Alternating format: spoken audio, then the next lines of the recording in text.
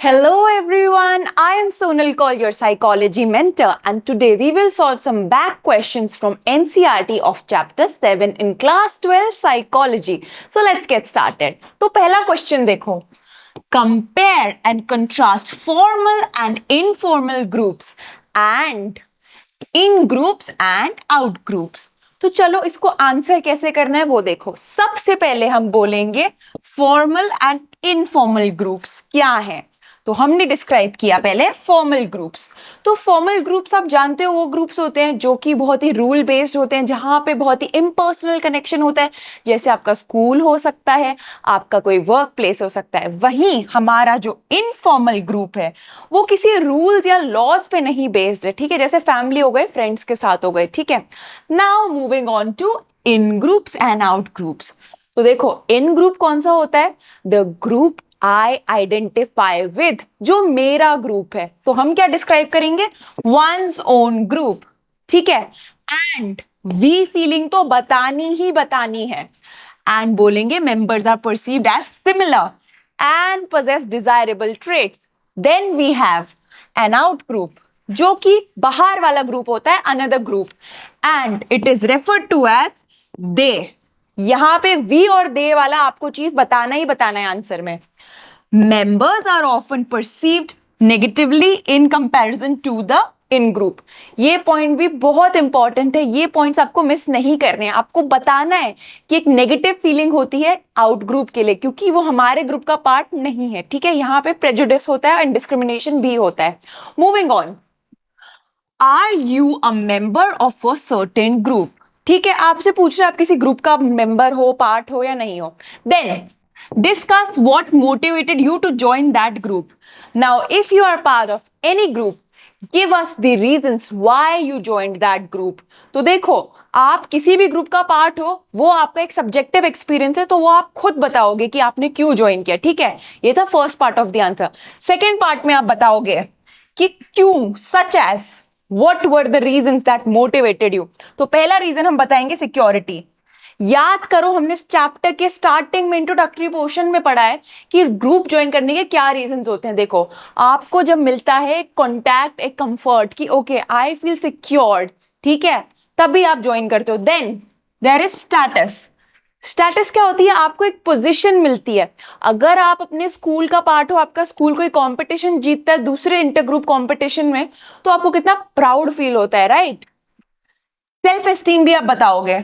आपकी self worth increase हो जाती है because you feel I am part of something that is bigger than me. ठीक है, and psychological and social needs. बिल्कुल जैसे मैस्लो की हायरार्की ऑफ नीड्स में है, आपको बिलोंग्ड फील होता है. आपकी जो एक बेसिक नीड है to feel loved, to be part of people who are like you. And then goal achievement भी होता है. जो भी आप किसी ग्रुप में हो, चाहे फ्रेंड ग्रुप में हो या किसी कंपटीशन के ग्रुप में हो, आपका ना एक गोल होगा कि हमें ये अचीव करना है साथ में. ठीक है, ऐसे ही नहीं आप बस फालतू में एक साथ बैठे हो. And then knowledge and information. आप जब किसी ग्रुप का पार्ट होते हो, देयर आर मेनी पीपल, ठीक है, they may be very alike to you but they will still bring something that you didn't not know. ठीक है, moving on to the next question. How does Tuckman's stage model help you to understand the formation of groups? तो देखो, टकमैन ने बताया था कि group formation के कुछ स्टेजेस होते हैं. याद है? Forming, storming, norming. वही हमें बताना है. तो देखो, हम सबसे पहले इंट्रोड्यूस करेंगे एक लाइन से कि टकमैन का मॉडल है एंड उसमें क्या क्या स्टेप्स है. फर्स्ट स्टेप या स्टेज है फॉर्मिंग. तो देखो, फॉर्मिंग क्या होता है कि जब ग्रुप बन रहा होता है. Then we will tell storming, कि एक बार ग्रुप बन गया, अब हायरार्की को लेके कॉन्फ्लिक्ट है, who will be the leader, who will do this, who will do that.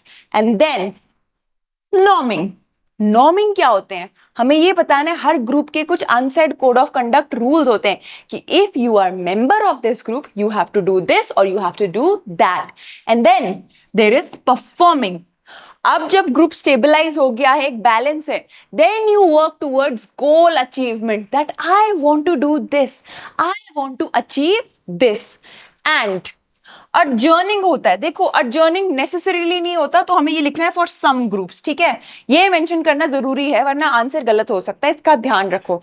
तो आपको ये बताना है, जैसे कि, और आप यहाँ पे एग्जाम्पल भी दे सकते हो, कोई ग्रुप फॉर्म हुआ था एक म्यूजिकल कंपटीशन के लिए।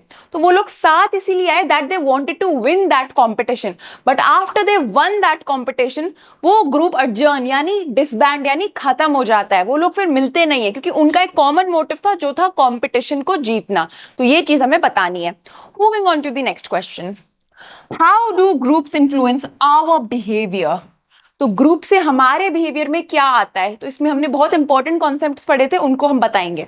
तो हम सबसे पहले बताएंगे सोशल फैसिलिटेशन। यहाँ पे तो फैसिलिटेशन क्या होती है, जब दूसरों की प्रेजेंस में आपका बिहेवियर बेटर हो जाएगा। अगर आप कोई रेस में भाग रहे हो and there is audience, you feel like oh I have to run faster, everyone is cheering for me, everyone is watching me. वहीं आ जाता है हमारा सोशल लोफिंग, जहां पे जो इंडिविजुअल्स होंगे एक ग्रुप का पार्ट होंगे एंड दूसरे की प्रेजेंस में काम कर रहे होंगे, they will exert less effort और प्रेशर, क्योंकि उनके इंडिविजुअल कंट्रीब्यूशन नहीं टैली होते। ठीक है, then we have group think. तो ग्रुप थिंक के बारे में हमने पढ़ा था और हमने इसमें वियतनाम वॉर के बारे में भी एग्जाम्पल दिया था। तो याद करो क्या था ये कि एक यूनानिमस डिसीजन निकल जाता है जो कि कभी कभी एक्सट्रीम हो जाता है। Then there is polarisation. तो क्या होता है कि एक इनिशियल पोजीशन होगी मेंबर्स की, ठीक है, जो कि बहुत ज्यादा एक्सट्रीम डिसीजंस की ओर जाती है। ठीक है, ये हमारे आंसर में होना चाहिए। Next question, how can you reduce social loafing in groups? तो सोशल लोफिंग को रिड्यूस कैसे करोगे वो बताना है।